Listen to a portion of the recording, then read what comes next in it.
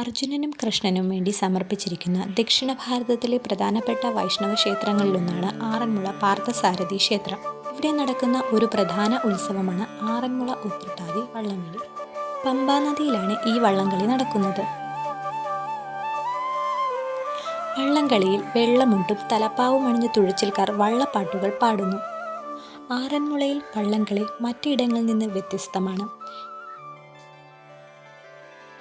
ഇവിടെ അലങ്കരിച്ച പള്ളിയോടങ്ങൾ ഉപയോഗിച്ച് ആഡംബരപൂർവമായ എഴുന്നള്ളത്താണ് ഇവിടെ നടക്കുന്നത്.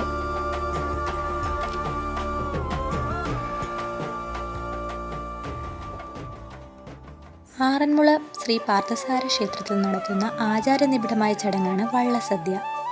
കർക്കിടകം 15 മുതൽ കന്നി 15 വരെ അഭിഷ്ടസിദ്ധിക്ക് നടത്തുന്ന വഴിപാടാണ് വള്ളസദ്യ.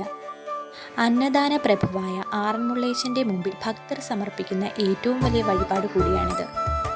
വള്ളപ്പാട്ടിൽ കൂടി ചോദിക്കുന്ന വിഭവങ്ങൾ ഉടനടി സദ്യയിൽ വിളമ്പും. ഉണ്ട് കഴിയുന്നതുവരെ ശ്രദ്ധയോടുകൂടി വിളമ്പിക്കൊണ്ടേയിരിക്കണം. ഇതാണ് വള്ളസദ്യയുടെ ഏറ്റവും ആകർഷണം. വീഡിയോ ഇഷ്ടമായാൽ ലൈക്ക് ചെയ്യാനും ഷെയർ ചെയ്യാനും സബ്സ്ക്രൈബ് ചെയ്യാനും മറക്കല്ല.